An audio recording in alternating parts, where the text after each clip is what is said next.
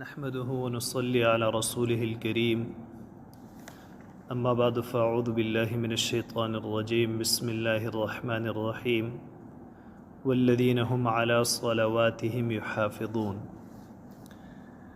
عن جابر بن عبد الله رضي الله عنهما قال النبي صلى الله عليه وسلم مفتاح الجنة الصلاة ومفتاح الصلاة الطهور.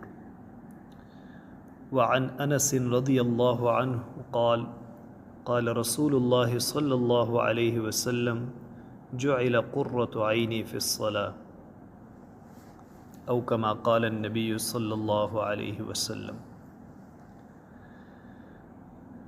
جس کورس کو ہم اللہ تعالیٰ کے فضل و کرم سے شروع کرنے والے ہیں اس کا نام احکام الطہارۃ والصلاۃ ہے. طہارت پاکی ناپاکی کے احکام جو بنیادی مسائل ہیں، اور اسی طرح نماز کے احکام، نماز کا طریقہ، نماز کے فرائض، واجبات، مستحبات، سنن، جو بنیادی مسائل ہیں نماز کے اور نماز سے پہلے طہارت کے، وہ انشاءاللہ اس کورس میں بیان کیے جائیں گے.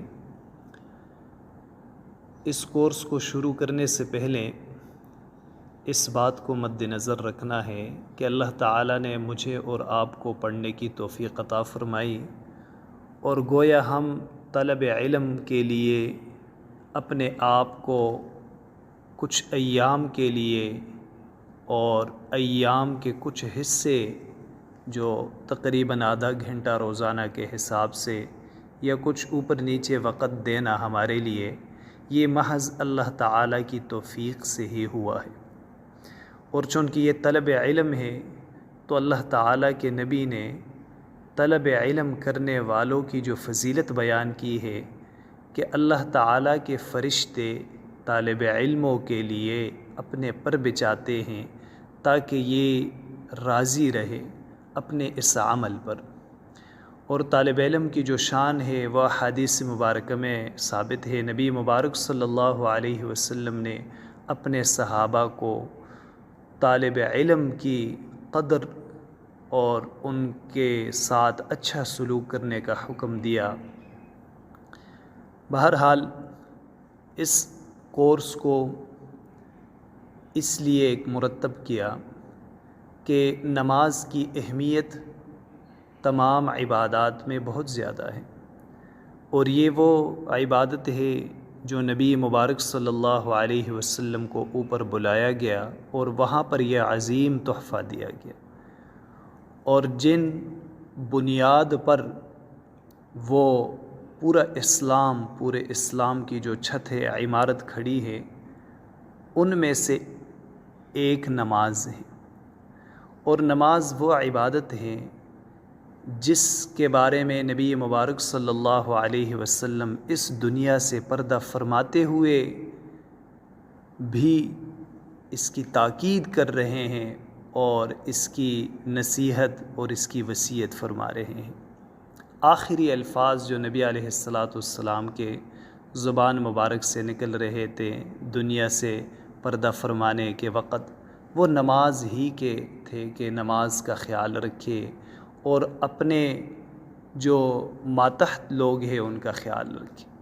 تو بہرحال نماز کی اہمیت کی وجہ سے اس مختصر کورس کو ترتیب دیا جا رہا ہے، جن میں پہلے جو ہم نے قرآن کریم کی آیت تلاوت کی ہے، اللہ تعالیٰ نے کامیاب لوگوں کی جو نشانی بیان فرمائی ہے قرآن کریم کے اندر، وہ ایک تو یہ ہے والذین هم علی صلواتہم یحافظون، کہ وہ اپنی نمازوں کی حفاظت کرنے والے ہیں. پھر نبی مبارک صلی اللہ علیہ وسلم کی ایک حدیث مبارکہ وہ بھی کہ جنت کی جو کنجی ہے وہ نماز ہے، اور نماز کی کنجی وضو ہے. ایک اور روایت میں نبی مبارک صلی اللہ علیہ وسلم نے فرمایا کہ میری آنکھوں کی جو ٹھنڈک ہے وہ نماز میں رکھی گئی ہے. بہرحال نماز کی فضیلتیں بہت زیادہ ہیں. ایک مرتبہ حضرت حذیفہ رضی اللہ عنہ دمشق کی ایک جامع مسجد میں تشریف فرما تھے۔ ایک صاحب آئے، انہوں نے نماز پڑھی جلدی جلدی اور وہاں سے وہ فارغ ہو کے نکلے۔ تو نکلنے سے پہلے حضرت حذیفہ رضی اللہ عنہ نے ان سے پوچھا کہ بھائی آپ کتنے عرصے سے اس طرح کی نماز پڑھ رہے ہوں؟ تو وہ بندہ کہنے لگا تقریباً 40 سال سے اس طرح کی نماز پڑھ رہا ہوں۔ تو حضرت حذیفہ رضی اللہ عنہ نے فرمایا بھائی اگر اس طرح کی نماز پڑھتے رہو گے تو اللہ تعالیٰ قیامت والے دن آپ کو نبی مکرم صلی اللہ علیہ وسلم کی امت سے نکال دے گا، کیونکہ میرے نبی اس طرح کی نماز نہیں پڑھا کرتے تھے۔ اور اس کی تو ترغیب دی ہے نبی علیہ السلام نے کہ جس طرح میں نماز پڑھ رہا ہوں اس طرح تم بھی نماز پڑھ لو۔ بہرحال نبی علیہ السلام کی نماز الحمدللہ موجود ہے کتابوں میں، سارا ابھی تک ہمیں جو پہنچ چکا ہے، اور اس پر عمل کرنا ضروری ہے۔ نماز کو سیکھنے سے پہلے، اس سے پہلے جو یہ جو ان کے 4th بیچ ہیں، اس سے پہلے بھی الحمدللہ 3 کورس ہوئے ہیں اسی نماز کے بارے میں۔ اس کورس میں یہ اضافہ کیا گیا کہ اس میں 7 پاکی ناپاکی کے کچھ مختصر احکام اور اسی طرح وضو، غسل اور تیمم کے مختصر مسائل کو بھی شامل کر دیا گیا، اور اس کے بعد پھر نماز کا انشاءاللہ وہ ترتیب سے یہ سارے مسائل بیان کیے جائیں گے۔ الحمدللہ اس سے پہلے جتنے طلباء نے اور طالبات نے اس کورس کو مکمل کیا بہت مفید پایا، اور ان کے فیڈ بیک میں ہمیں جو پیغامات موصول ہوئے بہت خوش ہوئے وہ بھی، اور ہمیں بھی باعث خوشی ہے ہمارے لیے۔ تو انشاءاللہ ہم اللہ تعالیٰ سے امید کرتے ہیں، دعا بھی کرتے ہیں کہ اللہ پاک اس کو نافع بنا دے، اس کورس کو پوری امت مسلمہ کے لیے، جو بھی اس میں شرکت کرنے والے ہیں۔ اور اتنا مشکل بھی نہیں، گھر بیٹھے اگر ایک آدمی روزانہ کے اعتبار سے 10 15 20 منٹ دے، اس کو اچھی طرح سے سنے اور اس کو ذہن نشین فرما لے اور اس کی نماز بہتر بن جائے، تو یہ 20 منٹ آدھا گھنٹہ روزانہ کا دینا یہ اس کے لیے ذریعہ نجات بنے گا انشاءاللہ۔ اس کورس سے پہلے جو ہمارے اسباق ہے ان میں سے جو سب سے پہلا سبق ہے وہ نماز کے بارے میں جو اصطلاحات ہم بیان کرتے ہیں کہ نماز کے اندر فرائض ہے، واجبات کتنے ہیں، مستحبات کتنے ہیں، سنن کتنے ہیں، تو اس کا ایک مختصر خاکہ پیش کرتے ہیں، مختصر تعریفات اس کی بیان کرتے ہیں کہ فرض کس کو کہتے ہیں، واجب کس کو کہتے ہیں، سنت کس کو کہتے ہیں، یہ ذہن نشین کرنا چاہیے۔ اس کے مفہوم کو آپ اچھی طرح سمجھیے۔ مختلف کتابوں میں الفاظ تو مختلف ہو سکتے ہیں لیکن مفہوم ایک ہی ہوگا۔ فرض کہتے ہیں جو دلیل قطعی سے ثابت ہو، قرآن کریم سے، حدیث متواتر سے جو چیز ثابت ہے اس کے ثابت ہونے میں کوئی شک شبہ نہ ہو۔ اس کا حکم یہ ہے بغیر کسی عذر کے اس کا چھوڑنے والا فاسق اور عذاب کا مستحق ہے، اور اس کی فرضیت کا اعتقاد رکھنا بھی ضروری ہے، کیونکہ اگر کوئی آدمی اس فرض کو فرض نہیں مانتا، اس کا انکار کرتا ہے، تو فرض کا جو منکر ہے وہ کافر ہوتا ہے۔ اور فرض مثلاً 5 وقت کی نماز یہ فرض ہیں، اسی طرح حج فرض ہیں، بہت سارے ارکان ایسے ہیں، جتنے بھی فرائض ہیں ان میں کسی ایک فرض کا بھی انکار کرنا یہ کفر ہے۔ فرض کی 2 قسمیں ہیں، فرض عین اور فرض کفایہ۔ فرض عین کا مطلب یہ ہے کہ جس کی ادائیگی سب کے ذمے ضروری ہے، اس میں گویا عامل کو حکم ہے کہ آپ نے لازمی طور پہ کرنا ہی کرنا ہے، عمل کرنے والے کو مخاطب کیا جا رہا ہے۔ اور دوسری جو اس کی قسم ہے وہ فرض کفایہ ہے۔ فرض کفایہ وہ ہے جس میں عمل مطلوب ہے کہ یہ کام ہونا چاہیے، چاہے چند بندے بھی یہ کام کر لے تو سب کا ذمہ فارغ ہو جائے گا، جس کی مثال نماز جنازہ ہے کہ چند لوگ بھی اگر نماز جنازہ پڑھ لے اور میت کے تدفین اور تکفین اور ان معاملات میں شریک ہو جائے تو سب کا ذمہ فارغ ہو جائے گا، یہ فرض کفایہ ہے۔ اور جو فرض عین ہے جیسے نماز پنجگانہ، اب یہ ہر بندے کے ذمہ لازم ہے، ہر عمل کرنے والے کے ذمہ لازم ہے کہ وہ اس کو ادا کرے گا۔ اس کے بعد ایک اور اصطلاح ہے جس کو واجب کہا جاتا ہے۔ واجب وہ ہے جو دلیل قطعی سے تو ثابت نہ ہو، دلیل ظنی سے ثابت ہو، لیکن اس کا جو حکم ہے وہ بھی بالکل فرائض کی طرح ہے۔ اس کا چھوڑنے والا بھی عذاب کا مستحق اور سخت گناہگار ہے۔ اس میں اور فرض میں فرق یہ ہے کہ واجب کا جو منکر ہے وہ فاسق تو ہے لیکن کافر نہیں ہے، اور جو فرض کا منکر تھا وہ کافر ہے۔ اس کے بعد ایک اور اصطلاح جس کو عام طور پہ سنت کہا جاتا ہے۔ سنت وہ عمل ہے جو نبی مبارک صلی اللہ علیہ وسلم نے کیا ہو اور ان کے صحابہ کرام نے کیا ہو اور اس کی تاکید بھی کی ہو۔ عام طور پہ سنت کی دو قسمیں ہوتی ہیں، سنت مؤکدہ اور سنت غیر مؤکدہ۔ سنت مؤکدہ وہ ہے جو نبی مبارک صلی اللہ علیہ وسلم اور ان کے صحابہ کرام نے ہمیشہ کیا ہو یا کرنے کی تاکید ہو، اور بغیر کسی عذر کے ترک بھی نہ کیا ہو، چھوڑا نہ ہو۔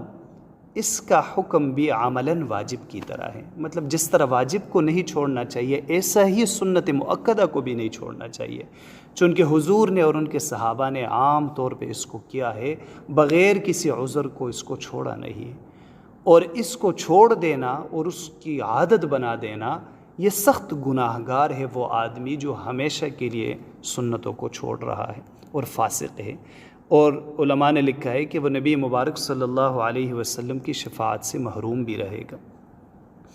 اس کے بعد سنت غیر مؤکدہ ہے۔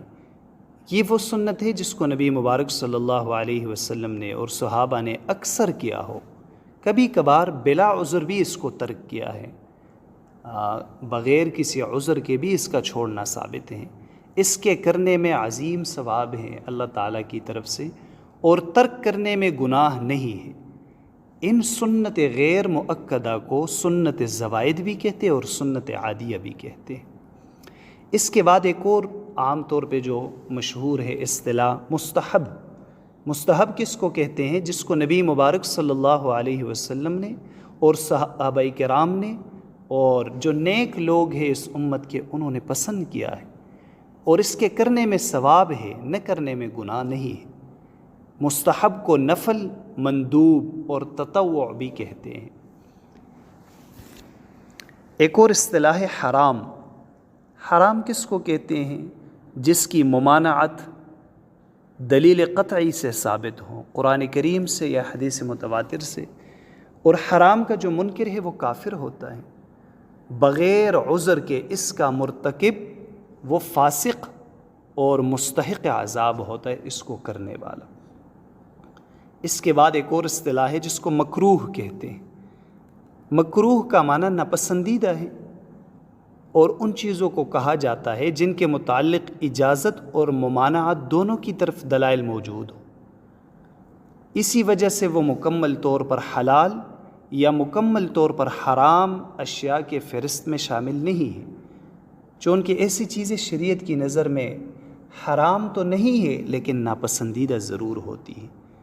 اس کو مکروہ کہتے ہیں، جو بالکل حرام بھی نہیں، بالکل ناجائز بھی نہیں، لیکن پسند بھی نہیں کیا گیا اس کو۔ پھر مکروہ کی دو قسم ہیں، ایک ہے مکروہ تحریمی اور ایک ہے مکروہ تنزیہی۔ مکروہ تحریمی وہ ہیں جس کی ممانعت دلیل ظنی سے ثابت ہو، بلا عذر اس کا مرتکب گناہگار اور عذاب کا مستحق ہوتا ہے، اور اس کا منکر فاسق ہوتا ہے۔ مکروہ تحریمی آپ یوں سمجھے کہ یہ حرام کے قریب ہے، اس سے بچنا لازم ہے، اور مکروہ تنزیہی وہ ہے جس کے ترک چھوڑنے میں ثواب اور کرنے میں عذاب نہیں، مگر ایک قسم کی قباحت اور برائی۔ عام طور پہ یہ سمجھایا جاتا ہے کہ مکروہ تنزیہی وہ ہے جس سے ثواب میں کمی آ جاتی ہے، اور عمل کا جو حسن ہے، عمل کی جو قبولیت کے جو مراتب ہے، گویا ان مراتب میں کمی آ جاتی ہے، اس لیے مکروہ تنزیہی سے بھی بچنا چاہیے۔ ایک اور اصطلاح ہے جس کو مباح کہتے ہیں۔ مباح وہ عمل ہے جس کے کرنے میں ثواب نہیں اور ترک کرنے میں کوئی گناہ نہیں اور عذاب بھی نہیں، گویا کہ اس کا کرنا اور نہ کرنا برابر ہے۔